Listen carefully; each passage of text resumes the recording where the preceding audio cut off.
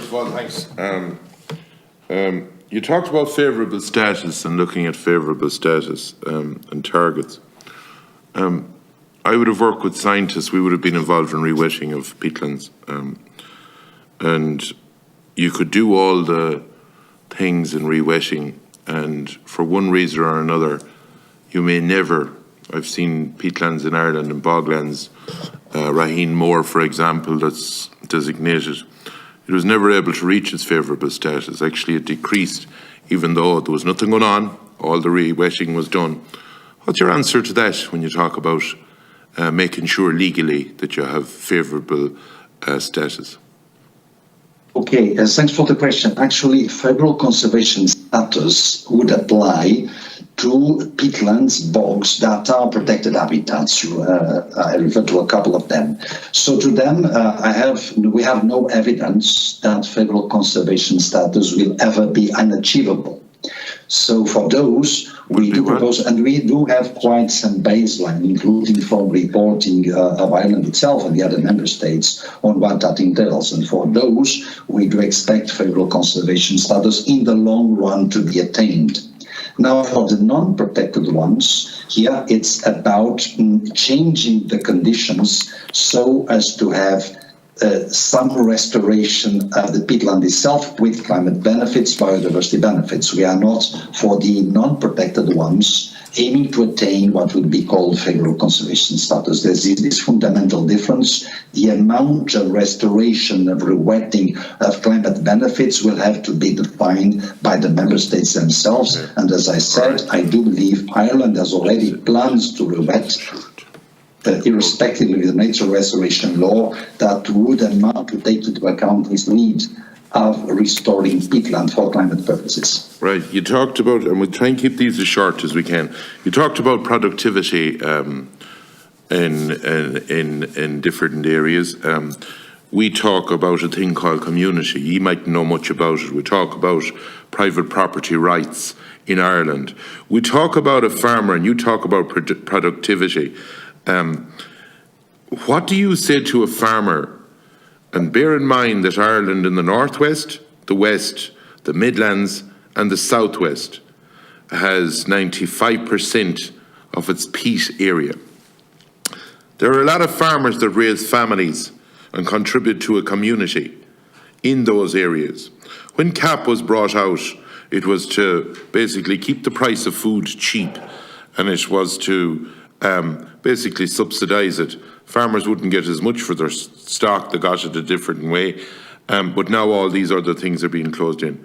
What do you say to the farmer that has, and let's call a spade here, that when you talk about rewetting peatland, the only way you will ever get it to a favourable status is the peatland has to be, the water level has to go up and it has to get moist. You don't flood it, but you get it moist.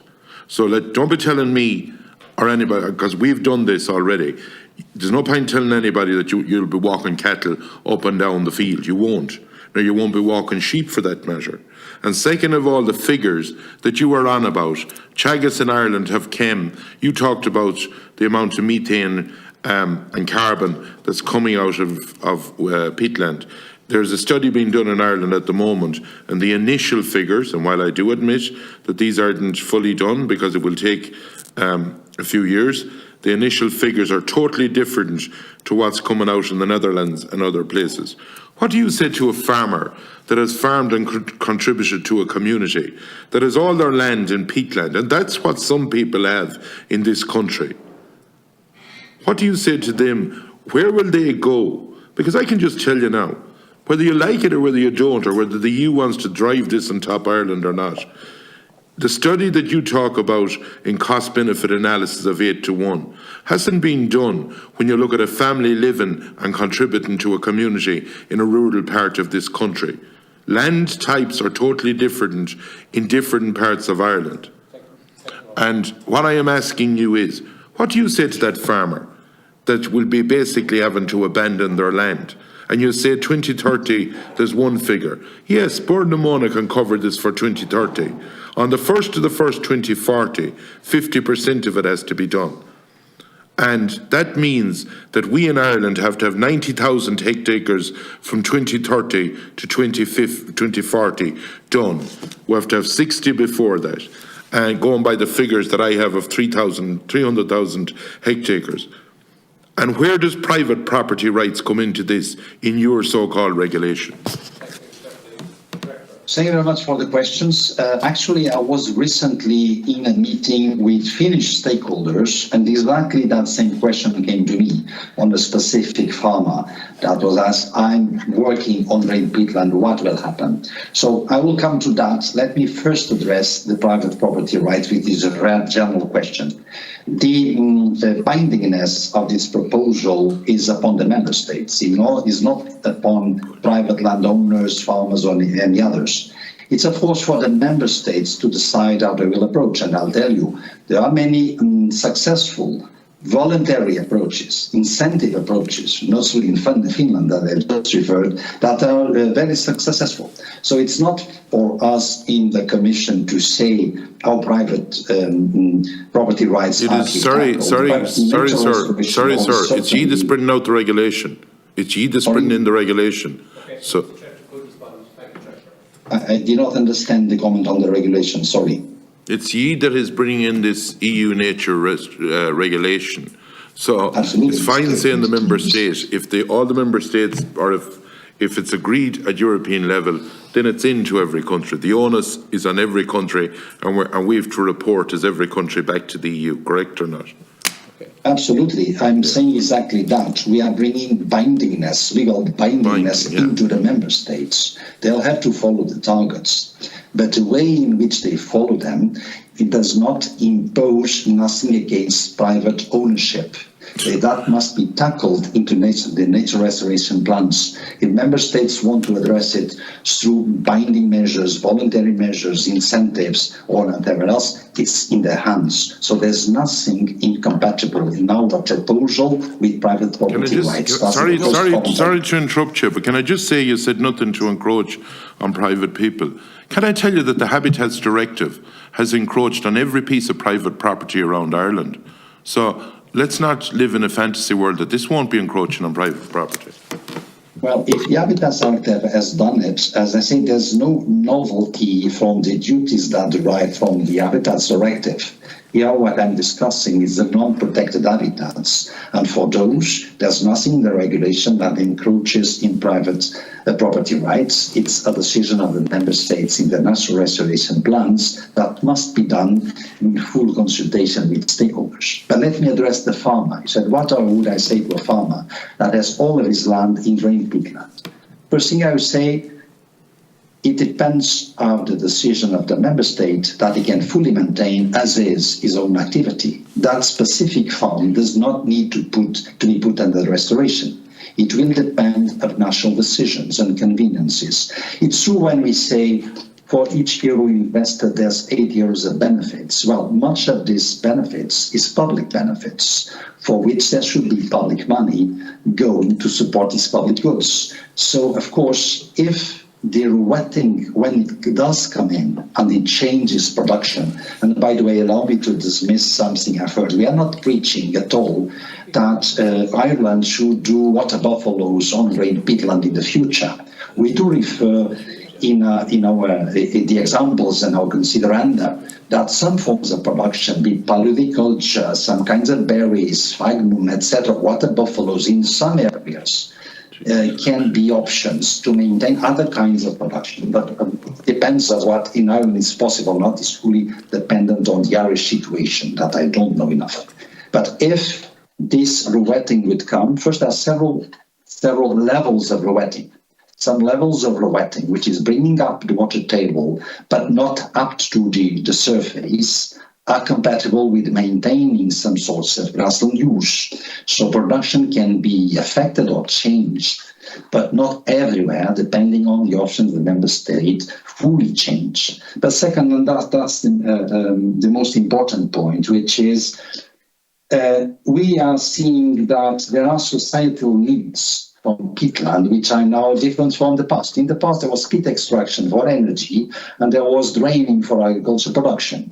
Nowadays, we are seeing these ecosystems are crucial for climate change purposes, and there's a value of carbon. There's a carbon farming initiative being shaped. So we can also imagine in the future that adding to the normal production of a grassland, there's another, let's call it production, which is of either biodiversity or carbon capturing, which can have a money tag to it. Policies can be devised to pay ecosystem services.